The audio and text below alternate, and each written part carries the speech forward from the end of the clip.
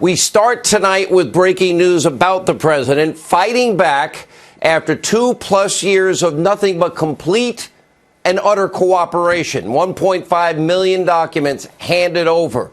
Every single person in the White House encouraged to cooperate and speak with Mueller and Congress. Not one time did the Trump White House invoke executive privilege. Not once. Even White House counsel, which is to me unfathomable, Don McGahn spent 30 hours with Mueller's Democratic pals and Hillary's attorney. Now the president's saying enough is enough, and today the president did finally say enough is enough by exerting executive privilege over all aspects of the Mueller report, and the White House ordered former counsel Don McGahn from testifying before Congress. They already have 30 hours. The Attorney General Barr is refusing to be interrogated, not by the House Judiciary Committee, by their staff. For the 206 years of that committee, not one time has that ever happened. And the Attorney General is saying, and it's not going to happen now. And the endless stream of document subpoenas, they are now being rejected by the administration. In other words, the witch hunt is over. The Democrats lost. And what the Democrats are now doing is nothing more than radical revenge, which is born out of a mass psychotic rage against the president. And by the way, 4 separate independent, 4. They have an irrational inability to accept 4 separate independent results. The 9-month FBI counterintelligence investigation. Oh, Peter Strzok, the no there. Oh, we had nothing just before the appointment of Mueller. Lisa Page said. We have the House Intel Committee investigation. No collusion, no conspiracy, no cooperation with Russia. The bipartisan Senate investigation. And now the 20-month Mueller witch hunt, all determining the same thing. No collusion, no obstruction. Does Congress care one iota how much this is costing in legal fees? And for what?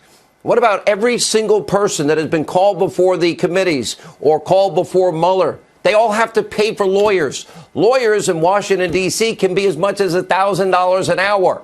Now they're going to be called in to be asked the same questions now a 4th, 5th, and 6th time. This is nothing but harassment and abuse of power, and frankly, a brand new taxpayer-funded witch hunt designed to smear the duly elected president of the United States and anybody that dares to enter his orbit in support. That's why tonight we turn to the Washington swamp. 19-term Congressman Jerry Nadler wasting valuable time, resources to continue to prolong and continue to push a debunked hoax of conspiracy. The desperation reeks. In an effort to be totally transparent, the Attorney General gave Nadler, 11 other senior lawmakers, access to a totally unredacted version of the Mueller report that included everything except grand jury material. Everything but 0.1% was handed over because that's illegal. Got to keep in mind, this is because of a law that Nadler supported in the 1990s. Barr was under no obligation because people like Nadler wanted the law this way. He didn't even want the Starr report sent to the American people, to be seen by the American people, was fighting against we, the people, seeing that. Then they changed the law. Now, the Attorney General has no obligation to release one word of the Mueller report. But still, the Attorney General Barr, well, unredacted, classified information, ongoing case materials, other publicly withheld content that might reveal sources and methods, the whole entire country was able to see. The Judiciary Chairman Nadler and his fellow Democrats all refused to actually take the time and see the unredacted version. Go see the whole thing. Instead, today, Chairman Nadler's circus voted to hold the Attorney General in contempt of Congress. And according to Nadler, this is all about Barr's decision to defy his subpoena, which demanded that the unretracted Mueller report be released to the full committee.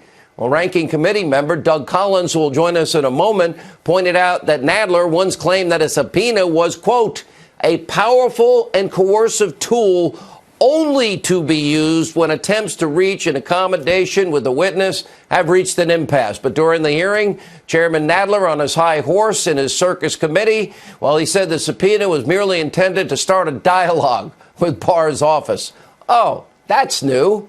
Let's start a dialogue. Here, we're going to subpoena you, and we'll have other members threaten the sergeant of arms to put you in cuffs and drag you to the committee. Take a look. The subpoena is written as the beginning of a dialogue process, as the beginning of a process to talk to the Attorney General and to the Department of Justice, and ultimately to go to court. But it's designed to be the foundation of a dialogue and is not designed to force our hand in what we insist on in court. This is not the first time that Nadler and his circus have been caught totally, completely, utterly contradicting himself. As it turns out, Nadler has one set of standards for his good friend, Bill Clinton. Remember him? Bill Clinton, the Starr Report listed 11 separate felonies committed by Clinton. He lost his license to practice law. He did pay Paula Jones almost $1 million. And yeah, he was impeached. Yet Nadler has a whole other standard for President Trump. So, just like Democrats care about collusion, but not if it's Ukraine and Hillary. They care about obstruction, but not Hillary and her deleting subpoenaed emails, 33,000 bleach bid and hammers and SIM cards removed. They don't care about that. They care about, I believe, but only for a high school student, Kavanaugh, not for the lieutenant governor of the Commonwealth of Virginia. Selective moral outrage. Anyway, watch this. It is the culmination of nearly 3 months of requests, discussions, and negotiations with the Department of Justice for the complete unredacted report by Special Counsel Mueller. Somebody, the staff of the Judiciary Committee, perhaps the chairman and ranking minority members of the Judiciary Committee, is going to have to go over this material, at least the 400 or 500 pages in the report, to determine what is fit for release and what is, as a matter of decency and protecting people's privacy rights, people who may be totally innocent, third parties, what must not be released at all. Do you think the president obstructed justice? Yes, I do. It's very clear that the president obstructed justice. We must not overturn an election and remove a president from office, except to defend our system of government or our constitutional liberties against a dire threat. We have to protect the rule of law, and that means we have to investigate and hold hearings and lay out for the American people if the administration is involved in abuses of power or obstruction of justice. The American people have heard the allegations against the president, and they overwhelmingly oppose impeaching him. They elected President Clinton. They still support him. We have no right to overturn the considered judgment of the American people. Just a phony hypocrite. And by the way, his shift in opinion is not just an exercise in anti-Trump vitriol and hypocrisy. Nadler's current fishing expedition is about so much more than a simple case of Trump hate rage derangement syndrome. Democrats now fear the attorney general, caught red-handed, concocting, perpetuating a massive fraud. This is what's underlying the fear and the hatred and the attacks against the attorney general. The attorney general will expose their hoax, their conspiracy theories, what really happened. It scares the living daylights out of him because he's going to investigate the biggest abuse of power, and that's only just beginning. So they got to smear him before he does his job. Joining me now is a member of the Judiciary and Oversight Committees. He's Congressman Greg Steube. Sir, great to see you. Yeah, great to see you. What's your take on those comments about this is about not getting President Trump reelected? Well, the entire committee today was all about political grandstanding and political theater.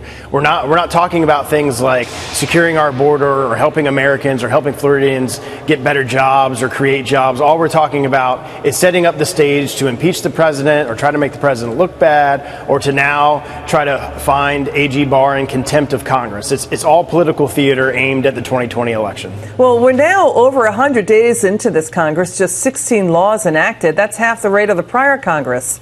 442 laws passed there. The Democrats really want to go into 2020 with that track record?